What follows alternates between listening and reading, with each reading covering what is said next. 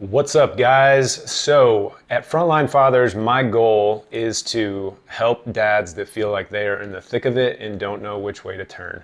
I want to talk about things that most men won't talk about so that I can hopefully get some deliverables, some actionable information in front of men that can help them really discover who they are, reclaim their marriages, connect with their father, or connect with their children, and just live more fulfilled lives. So the month of June, we are talking about resilience in parenting, and with it being Men's Mental Health Awareness Month, today I kind of want to merge the topics, and we're going to dive in talking about why sometimes I think that men feel stuck even though they have this burning desire to do more, and or we just lose motivation and we just don't really have any sense of growth or desire to grow or lead. I think that a lot of times men either get stuck in some form of the past, whether that be the glory days. I wish I was 50 pounds lighter and a high school sports star again, or they failed at something. They failed, and now because of that past failure, it means that I can no longer be good. I can't be good now, I'll never be good in the future, and they've got limiting beliefs anchored in the past. So I think those two forms of things that have happened in the past are what get men stuck in the present. And for me, I know a big part of that was shortly after I joined the military. I had failed Navy dive school. That really broke a part of me. I was kind of jaded toward the Navy, I was mad at myself. I just didn't really feel any value or worth. And I had a mentor come along and really pour into me and help me grow. And long story short, I was able to leave that command early, which is kind of unheard of. I was able to go back to Navy dive school, made it through school, and sounds like a win, but the problem is then the one thing that I didn't learn through that process was who I was.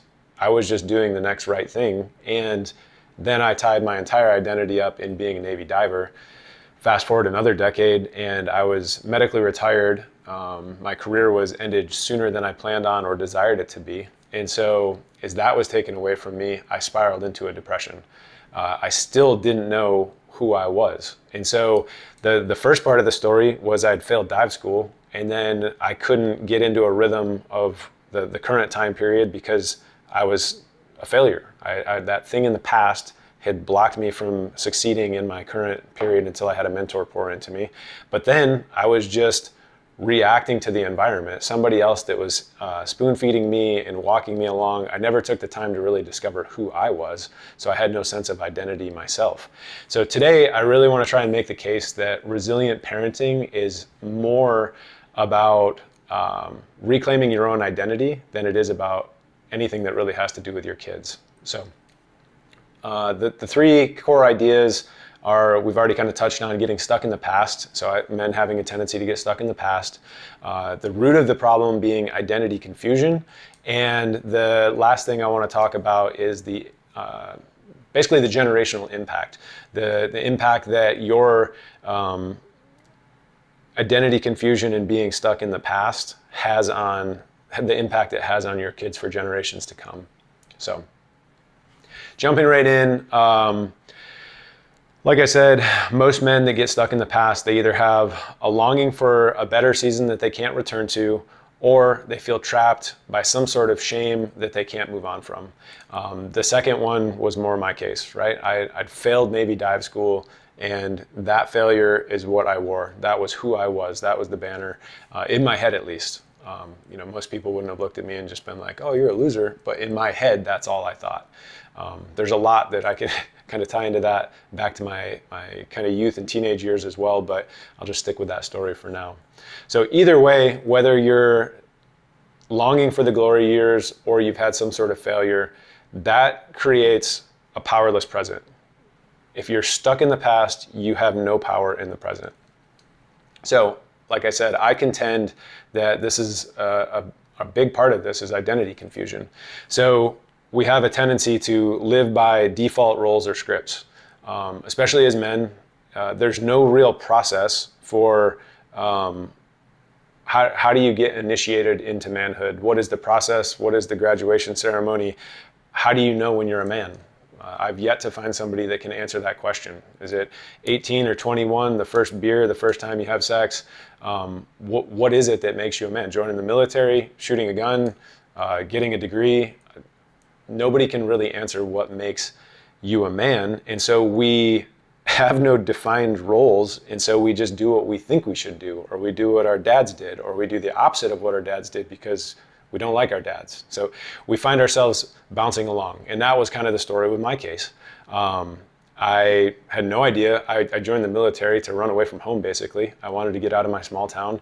So I joined the military, served my country, might get some free college. There was no real sense of like why I wanted to, other than I was running away. So then I tried to do something that was presented to me in boot camp. They show you this real motivating trailer teaser for Navy Special Operations and say, hey, do you want to do that? And I mean, I'd imagine the overwhelming bell curve of men want to do cool stuff. So it's like, yeah, I'll try that. And then I failed. So that failure, I was like, oh, well, I'm a failure. I can't do any of this stuff. Kind of grumpy, moving on. Even after I started to, by most measures, be successful. I got qualified, I got in shape, I got approved to go back to dive school. All of that was just by being led by a mentor. None of that was intrinsically who I was or who I wanted to be. So I was living by default roles and scripts. I never once stopped to ask, who am I? Who is Travis? What's my purpose? What do I believe in? What are my convictions? So everything became leading by reaction instead of leading with conviction. There was no, I'm doing this because I know it supports the vision I have for my life. It was just, this seems like it's the next right thing to do. The problem with all this is that the third point, it makes a generational impact. At that point, I was single, but then fast forward on to having a family, and I had never really learned any of these lessons. So I was unable to lead myself, therefore I couldn't lead my family. So there's some level of either confusion or control. You find you're confused about who you are, you're not confident in who you are, and who wants to follow a confused leader? Someone that's indecisive and doesn't know why they're doing what they're doing. Conversely, if you try to hide the fact that you don't know who you are by being overly controlling, who wants to be around that? Nobody likes the micromanaging, the domineering, dominant tyrant. But unfortunately, if we are stuck in the past with no sense of who we are, our families fall victim to that. And a lot of times, our kids will either copy that confusion, they'll have no idea who they are, or they'll try to rebel from our control. Like we're trying to control too much of their life, and it turns into this, screw you, I want nothing to do with what you're teaching me. There's no confidence, there's no trust, there's no relationship. There's probably the illusion of love because you say I love you, if it even exists. There's a lot of problems with that. So with all that, we end up either smothering or neglecting our kids' growth. There's this idea of, where you basically, I can't think of the word right now. You live vicariously through your children. There's a part of you where no idea who you are, so then you try to live vicariously through your kids and you smother them and almost cage them in, completely neglecting their ability to grow, right? Conversely, you might be too absorbed in the things that you're hiding behind. No sense of who you are. A lot of times that'll result in some sort of addiction or some sort of isolation, whether that be gambling, pornography, alcohol, and that draws you into this place where you can kind of escape your reality, and in turn, in doing so, you're completely neglecting your kids, right? So anything that's unresolved from your past, whether it's stuck in the past or afraid of the past or feel that the past has created some label on you that's a limiting belief, all of those things need to be addressed. So how do we shift? My conviction, my belief is that we need a new perspective. I heard somewhere along the line, Jim Rohn, I believe was the guy that said it, your past is not a prison, it's a school.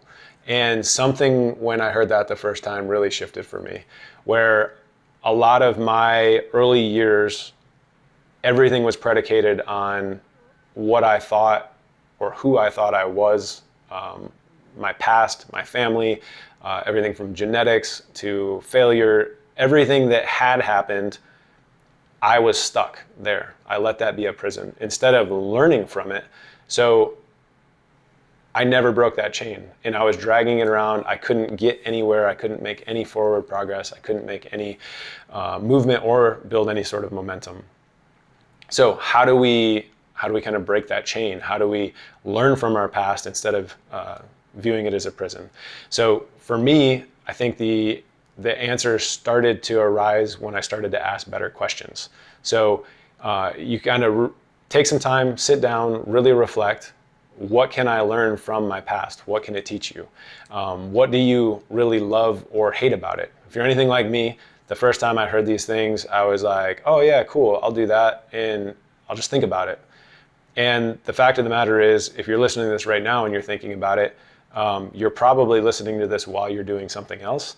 Or you're going to sit down, you're going to start thinking about it while you're scrolling social media on your phone, or you're listening to music. Then the doorbell's going to ring, or you're going to remember that you're hungry, or you have something to do. So you really need to take a few minutes. If you're actively engaged in this video, you could pause it and reflect on some of these questions. What can your past teach you? What did you love or hate about it? And as you start to answer questions like that, you'll see values start to emerge. As those values start to emerge, you'll realize what's important to you. And that should bring clarity to the kind of man, husband, and father you want to become.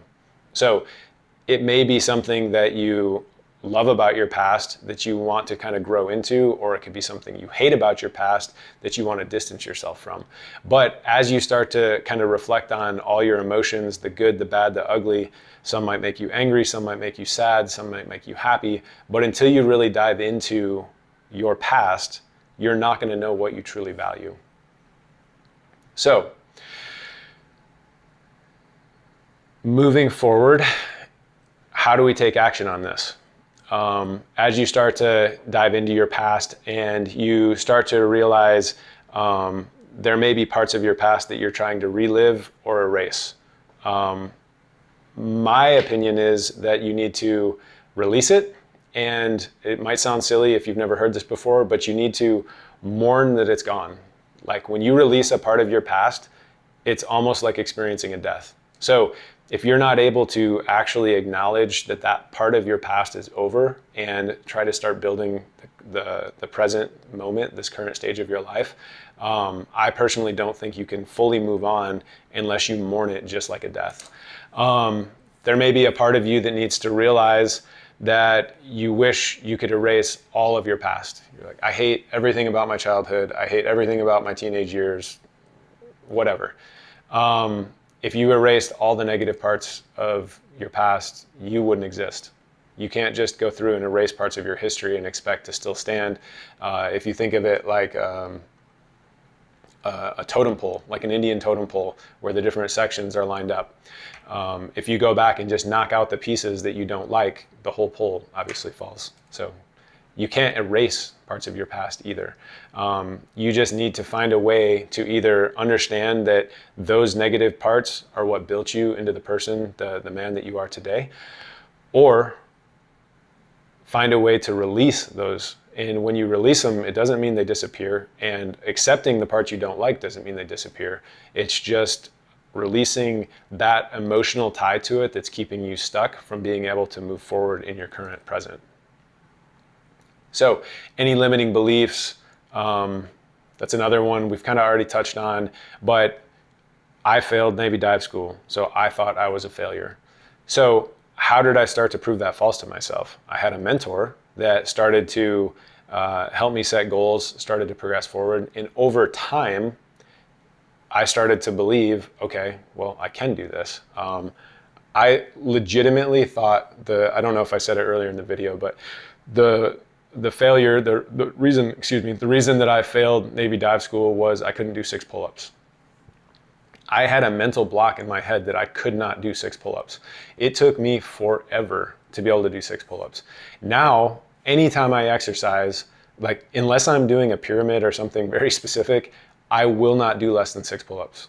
It's like this weird mental, it's like the reverse flip in my head. So, but that was something that I had locked in, and it's obviously false. But I fully believed I couldn't do 6 pull-ups. So how did I prove it false? I started exercising more. I started doing pull-ups. I started getting stronger. And then the first time I did 6 pull-ups, it was weird. It's still hard for me to celebrate wins. So I still remember back when I was able to do that. I still didn't believe it, even though I physically did it. I should probably talk to a therapist about that sometime. But anyway, yeah. So as you identify limiting beliefs, start to write them down.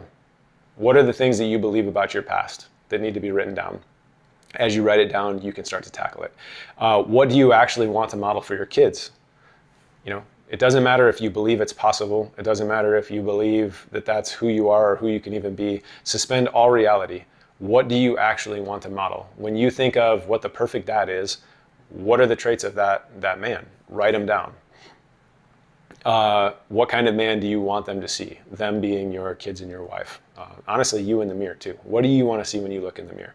Start to write these things down. As you actually write these questions down, and if you actually honestly answer them, they're going to give you a point of reflection.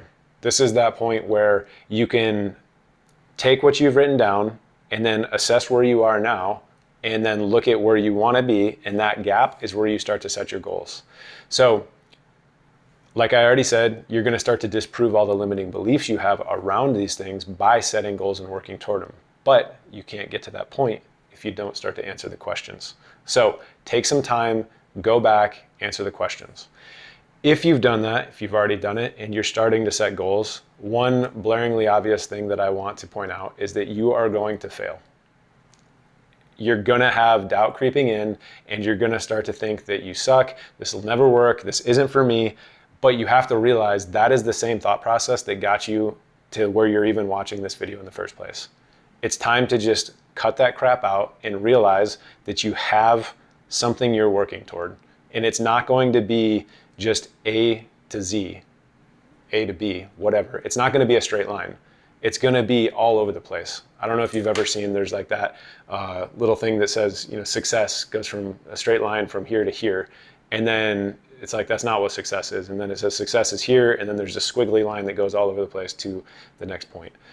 That's what this is going to look like. So don't think just because you took some time, answered some questions, and set goals, like it gets real exciting when you set goals the first time. You've got this super motivated, you see people all that, like New Year's resolutions, everybody's seen that. You know, you're really motivated going into the first 1 to 3 days, maybe a week, and then I can't remember, I think it's January 17th is like Quitter's Day, something like that they call it, where most people don't even make it 3 weeks with their New Year's resolutions. So you have to realize when you get serious about making change, you're going to start to make change and you're going to fail. It's going to suck, but you have to keep moving forward. How do you keep moving forward? One of the biggest things that I've found success with is sharing your goal. So some people like to share it on social media. Some people share it with their wife. Maybe you share it with your kids. Maybe you write it in a journal and have a checklist. There's a million different ways, but accountability, right? I don't remember all the numbers and the stats off the top of my head, but if you have an idea, there's like no chance that you're going to do it. If you write it down, it increases by like 70% or something that you're going to do it. Maybe it's higher than that. I don't remember. Maybe it's 90%, something crazy high. And if you write it down and tell a friend, it goes up to like 97% likelihood that you're going to actually achieve the goal. So the challenge that I'm going to leave you with is to write down one goal that reflects something you want to become, whether it's in fatherhood, in marriage, or your own mindset. Anything that's kind of triggered from this conversation or listening to this, set a goal around it. It might be reading, it might be journaling, it might be exercising, it might be whatever it is. Whatever's weighed on your heart and mind from this conversation is the first place you start. So as you see that reflection of from where you are, the man you are, and the man you want to be, you start to set goals to bridge that gap. And just pick one thing. You can't do everything at once. And like I said, as you start, you're gonna get frustrated. You have to break the old neural pathways and literally create new ways of thinking in your brain. This takes a lot of time. and it's frustrating. I promise you it will be frustrating. But if you have nobody else, you have me. I'm rooting for you. Reach out to me. Send me a direct message. I will happily be your accountability buddy. And yeah, that's all I have for today. So this week, refuse to be a prisoner of your past. Use it as a school. Learn, decide who you are, take one step forward. Your kids don't need a perfect dad. They need a resilient one who shows them how to keep showing up and keep growing. So progress over perfection, and we will see you next time. Thanks, guys.